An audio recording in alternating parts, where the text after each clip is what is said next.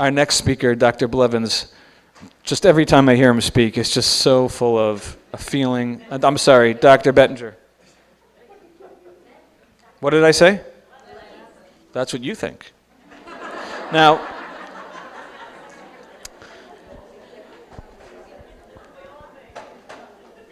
so Dr. Bettinger has been a teacher of mine, whether he knows it or not, for many, many years. I've watched a lot of his presentations and heard him speak over the years, and has had a huge impact in my learning, and particularly in the area of me recognizing the power and the presence that wisdom, the natural wisdom that shows up in our lives naturally all over the place in all of creation. And so Dr. Blevins, Dr. Bettinger, without any further ado, I'll get this right one of these years.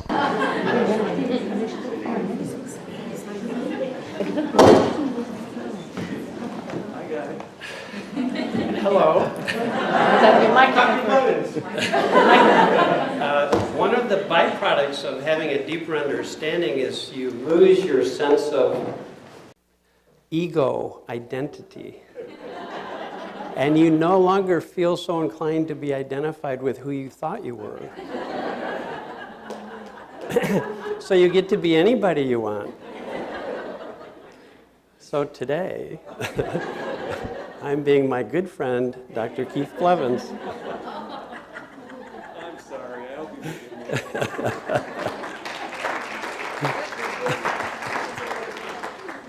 forgive me.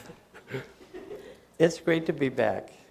Really great to be back. And mountains of thanks to Svi and to Rabbi Henry Harris and everybody else who helped bring us all together.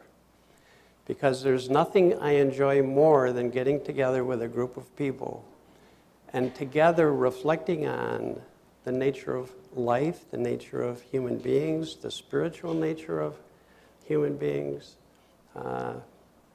Nothing more gratifying. I was asked to talk about life is simple. And I think it sort of depends on when you catch somebody. Because when you're having a strong feeling and you think it's coming from out there, life gets complicated very quickly. You've hurt my feelings. What am I going to do about this? Why did you do that? Well, why do I don't have to put up with this. What am I going to do about the fact you've done this to me now? Right? The weather is bumming me out. Oh, God, what's the weather going to be like for the next week? I'm doomed. It's going to rain all week. You see, life gets very complicated very quickly. The instant you begin to see that the outside world is causing you to experience what you're experiencing. And it happens to all of us. If you catch me at the wrong moment, and I'm not seeing this, I really will think it's something else causing me to feel this way. I was driving down the road on a beautiful day not long ago. I looked up in the rear, I'm feeling great. I look up in the rear view mirror, and there's somebody about this far away from my bumper. What are you doing? It's like 25 miles an hour. Where's your hurry? Where are you going? Why are you doing this? Remember how simple this is? Where in every moment, we're feeling whatever thinking we're having in the moment. But in that moment, I didn't see it. So the next thought, now life is complicated, because now I got to deal with this guy, right? So I had a thought.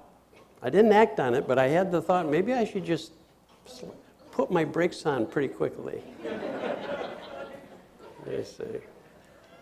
Maybe I should do that, or maybe I should slow down to like 5 miles an hour, because he can't pass me now.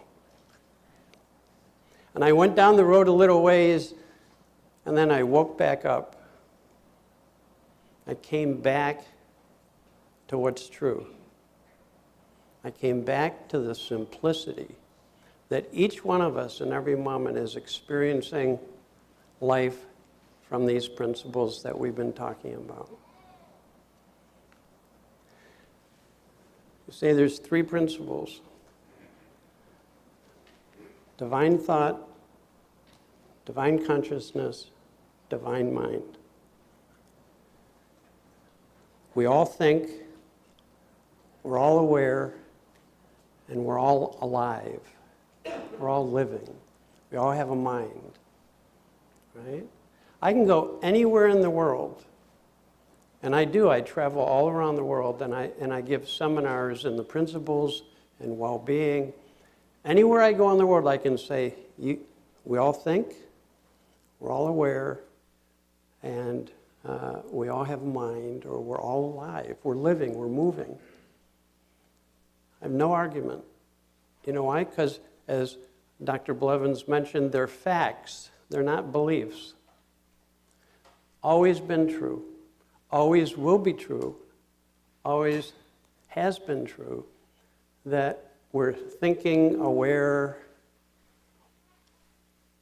beings being lived. Right? Anywhere in the world. Now, what I find is when my life is complicated, it's because I'm not grounded in what's true or what's a fact. And so for a living, I'm a retired psychologist now, but I travel around the world and I have opportunities to talk to people from all backgrounds. Right? So I wanted to tell you, since you've been hearing a lot about the principles, I'd like to share with you some stories to illustrate what you've been hearing about. I had a teenage girl come to talk with me. And she was having a lot of difficulty because she was fighting all of the time with her sister. And they were constantly fighting, and it was getting worse, and they were starting to get physical with each other, and I think it scared her. So she came in, and when I first started talking with her, that the anger you feel toward your sister is a normal feeling. We all have feelings of anger. The problem is not your feeling of anger. The problem is where you think it comes from. Because she believed very deeply, my sister constantly makes me angry. Do you know how complicated her life was thinking that? She was constantly thinking about her sister. So I'm talking to her, and when I first started talking about all feelings are created from thought, she said, no, that can't be true. My sister makes me angry. It's not my thinking. And I said, well, let's just talk about it now. You have 2 people. Somebody yells at both people. One person gets angry, one person laughs. Why don't they both feel angry? Or one person gets angry and then 10 minutes later they're not angry. What happened? And we began to reflect on it and think about it and talk, looking at the logic, looking at how this actually is working. Okay, pretty soon she started catching on. And what happens when people catch on to this is that they start seeing themselves thinking up an experience. And they go, why would I keep thinking up this experience? I'm thinking up my upset. I'm thinking up my anger. I see where it's coming from now. And when that happens, it's built into people to back off from that thinking. Here's a metaphor. There's a hot stove. You put your hand on the hot stove. If you know that the pain that you experience is because your hand is on the hot stove, what happens? You don't go, now, why is this happening? And is there something about me that keeps getting me into this situation? And maybe it's the stove has something out on me. It's built into us when we know where our pain is coming from. to back off. All right? Here's what I often see happen when people are starting to learn the principles. They're sort of still mixing the way they look at this. They'll say, well, sometimes it's my feeling, but I think maybe 20% is the other person is making me feel this way. You know what that's like? Put your hand on the hot stove and go, there. Oh, I know I'm thinking an angry thought. I shouldn't be thinking that. Okay, I don't want to think about this, but boy, I can't believe she's treating me this way. And right? Haven't really seen that it's just thought. Here's one of my favorite ones.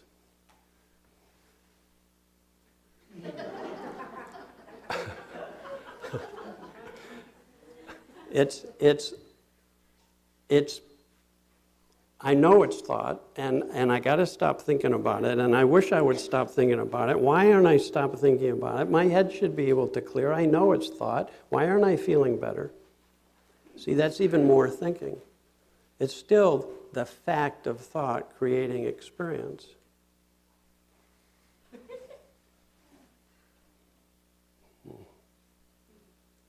Okay, so I'm talking to this young woman. She's starting to see that her thinking is creating her upset. And this is starting to happen. It's built into us. Talk about the wisdom of the system, the wisdom behind the system. Left to its own devices, it's built into us to do this. But if we don't know where our pain is coming from, you leave your hand on the hot stove. Right? You keep thinking about things in a way that keeps producing that experience. We finished our work. She said, Dick, I get upset. I still get upset, but now I know it's not my sister. And that thinking falls away, so I don't walk around spending all day thinking about what I can do to get back at her for making me feel the way I did. Right? She says, I have so much less thinking on my mind. I loved how Keith called this the law of subtraction here. You begin to have less. The more you clear up this misunderstanding, you have less and less thinking. When you have less and less thinking, you fall into a clear, calm state. The thinking begins to fall away. You begin to have more clarity, more presence. If you understand thought deep enough, it keeps, in a sense, throwing you back into the now, which just means you have your hand off your thinking. You're just present. Thoughts are still going through, but you're just present. Right? When you're wide open and present, you have greater receptivity to divine wisdom. It's always there, and it's always functioning. You have greater, which means when people begin to walk around with less thinking on their mind, automatically at some point they start to feel better. And they start to have thinking that's helpful and nourishing. It's like the sun. You get caught up in your thinking. We all do. And we don't realize that it's creating our feeling. We keep thinking up this same, and we're creating a thought storm. Innocently, we create thought storms. And then when you begin to wake up to the fact that your own thinking is creating that storm, you fall back from that thinking. And the clouds of those thoughts begin to dissipate. They keep flowing. They pass. Now you have blue sky. And then the sun can come through. And it brings warmth and nourishment. It brings warmth and nourishment through us. We start to feel better. And the quality of our thinking starts to improve. It becomes more insightful, more responsive. So on our last session, this young woman said to me, Dicken, I didn't ever tell you this, but I've had an extreme phobia of spiders my whole life. And we never talked about that once while we had our sessions. I only met with her 4 times. Said, we never once talked about that when we had our sessions, but my phobia is gone. I said, really, what happened? She said, well, it used to be, she lived in a very old house, and you'd think there was a spider factory in the attic, because spiders kept coming down into her room. And whenever she'd see a spider, she would scream, run out of the room. Her mother and sister would come, find the spider, and take care of it. But she would be so frightened because she believed very deeply, spiders frighten me. She wouldn't sleep in her room for a couple of nights. She'd sleep out in the living room and gradually come back into her room, be looking. And if she saw one, she'd scream and it'd start all over again.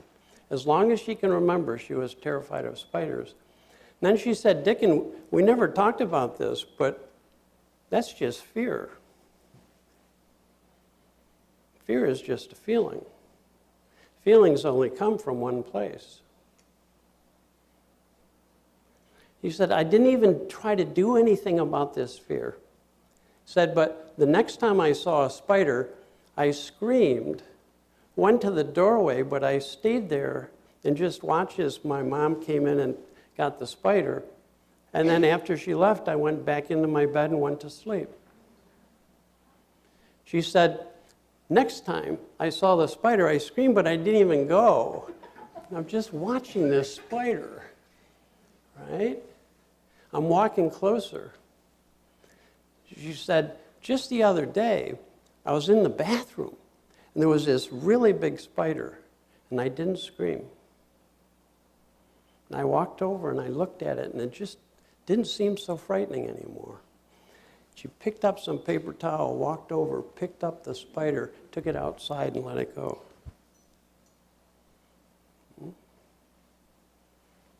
It's the power of understanding. It's the power of understanding. It was the power of understanding that kept me from slamming on my brakes. Later on, I had a good laugh about how upset I got about the guy on my bumper. I went from feeling really upset to laughing. It was like, oh my gosh, look what I was thinking up. It's really very simple. I don't want to complicate this. It's simple and it's ordinary. We're always thinking and experiencing our thinking, and we can be aware of that. And when we are, boom, you begin to pop out of a lot of thinking you're doing, a lot of it. Why would I keep thinking about this if it keeps creating this feeling? Okay, a friend of mine calls me up and says, Dicken, she had a 7-year-old daughter. She said she's really, really having trouble in school. She's been seen now by the school psychologist, and they say she's extremely anxious all the time, and she's depressed. And they are recommending that she go into traditional therapy. And my friend has been studying the principles, and she said, I don't want her to go into traditional therapy because I'm afraid they'll have her talk about her past and get thinking about that, and then she'll experience that, and that doesn't appeal to me at all. And I said, well, I'll be glad to talk with her, and we Skyped. So I'm Skyping with this mom and her 7-year-old daughter. And we've Skyped twice now. In the very first Skype, we only had half an hour. I think that's plenty long to keep kids occupied, so in half an hour. And I'm talking to the mom and the daughter, and mostly I'm talking about, so what do you like to do? And, oh, that's interesting. And we just talked about school and friends and what she likes to do. And then for the last 10 minutes of the phone call, I started talking with her about her feelings. And started just asking her some questions about her feelings. What's What's the most fun feeling you have? What's the hardest feeling you have? Where do you think feelings come from? Why do feelings come and go? What do you think? And she just started thinking about it and reflecting, and then for just a few minutes I shared with her about how we're always and only feeling our own thinking. That's the key. And I said, it's the secret because very few people know it. I said, I've traveled all around the world. I've asked thousands of people, what are you feeling? Where do you think it comes from? I've never had anybody go, well, that's obvious. It's just what I'm thinking. Isn't that interesting?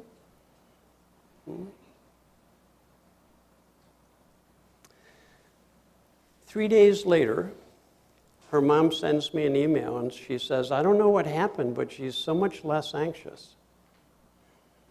And her mood has really brightened up. And she said to me, Mom, my thinking is a factory that creates all my feelings. I didn't talk to her once about factories. You see, that's the power of insight. And it's really the way people learn this, is at some point it clicks in or you have an insight. So she had this insight, my thinking is a factory creating all of my feelings.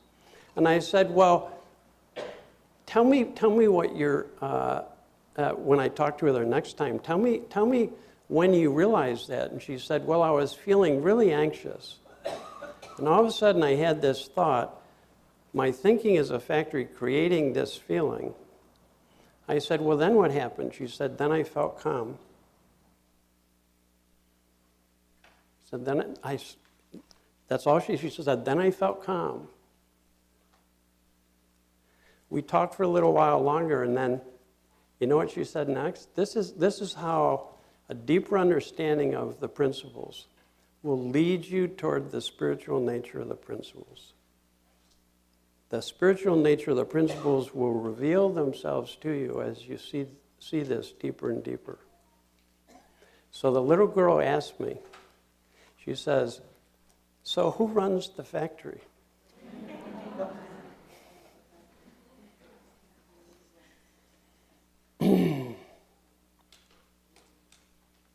So who is living you right now? Who's creating all of those thoughts in your head as you sit here? Who's breathing you? Who's pumping your heart? Who's living you? Who's living you right now? You see, the principles begin to direct us toward where this is coming from. For example, I can't tell you how many clients I have as they begin to understand the nature of thought or the experience of how thought creates their experience, and then they begin to see how, wow, I'm just sitting here and look at all that's being created through me in this moment. I'm part of this divine creation right at this moment. I'm thinking up this, I'm feeling this, I'm thinking up this, I'm feeling this. Whatever I'm seeing, my perception, it's an astounding thing to realize. You can't know a single thing from the moment you're born until you die that isn't created from your own thinking. That's why we say thought is a divine gift. It's given to us so that we're capable and able to experience life. Joy, agony, upset. It's all, we live in this flow of thinking that's constantly being created.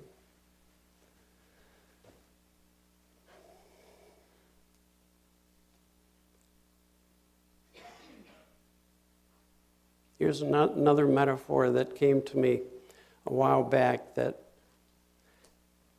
if people don't recognize where their own psychological pain comes from, they don't tend to take their hands off their thinking, right? Because they don't know where the pain is coming from. If you think it's coming from the weather, then every time it's bad weather and you feel lousy, you think, well, it has nothing to do with me. Nothing to do with me, it's just the weather.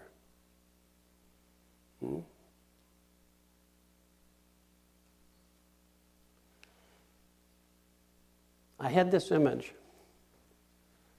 that I was walking down the street holding a bag of little hammers, all different size hammers, and I'd bring out my worry hammer. It's a really little sharp one, and it goes really fast. Oh, I don't know what to do, I don't know. And then sometimes I'd put that hammer down. I didn't understand that that's where my headache was coming from.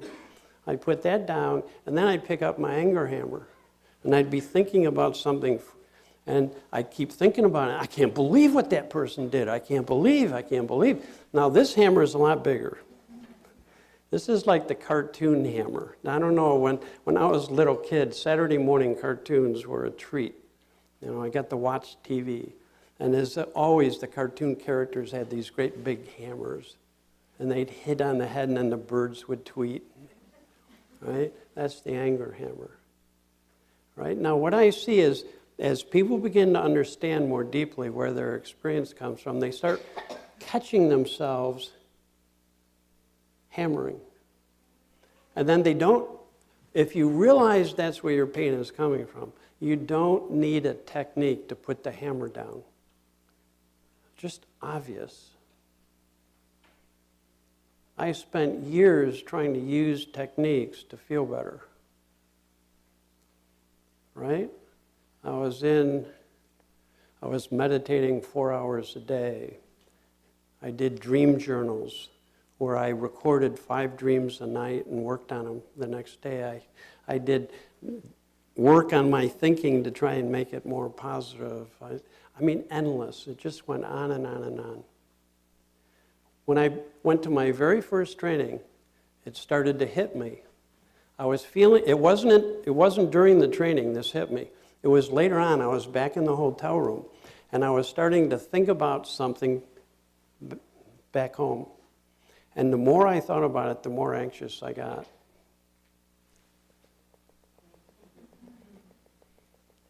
And if you came up at that moment and asked me, Dicken, why are you feeling anxious? I would have said, because I got this problem back home. See, I would have linked in the feeling to something outside. Because the instant you don't see that it's thought, immediately whatever you're feeling gets tied into something out there. Immediately. This time, I'm in the hotel, I'm thinking up worry, and then I see it.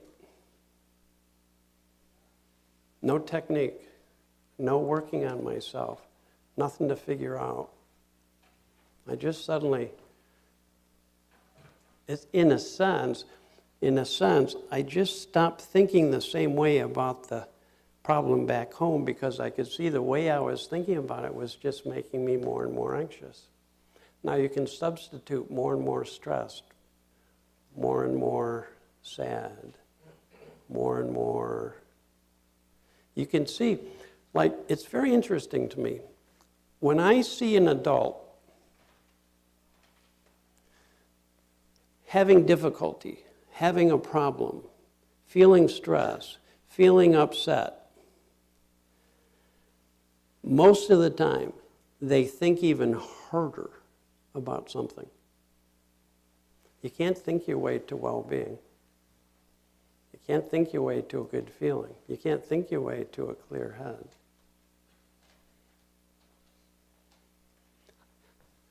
As people begin to get understanding, you'll see them feeling this way, and then you'll see this happen. They come back into the room. They come back into the now. And it's not a technique. And they're not trying to be present. It just happens. And when people are wide open and present, they're more open and receptive to divine influence.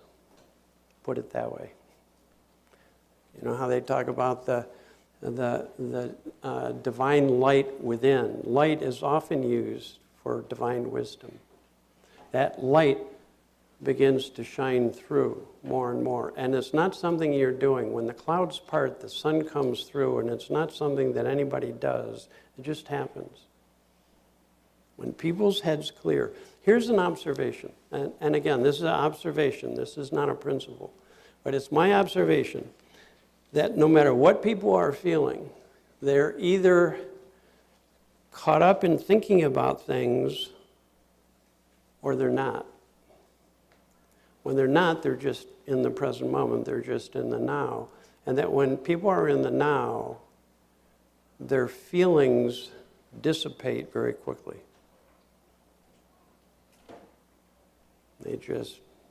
That thinking falls away. You know another name for the now? It's pure consciousness. Pure consciousness is any moment of awareness free of the contamination of your personal thinking. It's pure because it's not contaminated by all the thinking you were just doing, the judgments, the shoulds, the dissatisfaction, right? The labeling, the efforting. That's all thinking. That's all thinking we're doing, creating a feeling. I'm struggling with a problem. Well, struggling is a feeling. You can't analyze your way to a clear mind. Struggling is a feeling. Working hard on something. I'm working really hard on this, Dicken. Right? Working hard is thinking that creates stress. If you saw that, hands off. The working hard hammer. Right? I used to pride myself. As a matter of fact, my wife said, Dicken, I've never met anybody who works harder on themselves than you do. And you know what I said? Thank you. I took it as a compliment. I was thinking without being aware of how all of that thinking made me very serious, always self-focused, always trying to figure out things very innocently.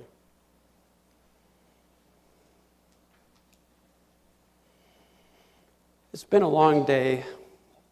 I think would be a good time to stop. Let me just say, the simple life happens when any one of us wakes up to the fact of thought, falls open into pure consciousness, and then fills up with God's love and wisdom, fills up with feelings, and you bring it out into the world, extend it out into the world. When you live your life that way, you don't have a lot of different jobs. You don't have a job in your relationship, a job at work, a job dealing with my kids. Oh God, this is so complicated. I got so many jobs. It's one job. It's one job. Instead of looking out, constantly thinking about what's out there, you just recognize the fact of thought. It throws you open into this a state of mind that's freer and clear of judgment, contaminated thinking, limited thinking. I can't do this, I can't do that, I should. Oh, I don't know what to do. When that thinking falls away, what's left? It's beautiful. This beautiful state, which is why some people say, here's another way of saying it. You wake up out of your thinking, you fall into pure consciousness. Another word for pure consciousness is soul. The soul is the meeting place between the human and the divine. You fall open into this open and receptive state, and God responds and brings you the thinking and feeling that's helpful to you in the moment. And it's been happening that way your whole life, whether you've realized it or not. Okay? So keep it simple. It's as simple as 1, 2, 3. You wake up to thought, you fall into pure consciousness, you begin to access deeper feeling that then you can extend out into the world, bring into the world. And that's a simple life, it's a beautiful life.